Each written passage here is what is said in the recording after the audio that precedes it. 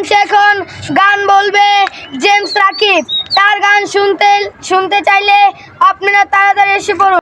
আপনারা কি গান শুনতে চান? ওকে ডাকুন। আসেন, তাড়াতাড়ি আসেন, আপনার জন্য সবাই অপেক্ষা করছে। এই যে আছে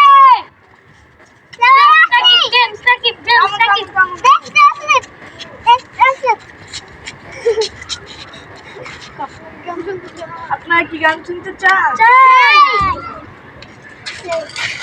আপনারা গান শুনতে চাইলে এখন আপনাদেরকে গান শোনাবে রাকিব জেমস। এখন আপনারা গান শুনবেন, গানটা শুরু করুন, আপনাকে অনুরোধ করা হচ্ছে। আপনারা নিশ্চয়ই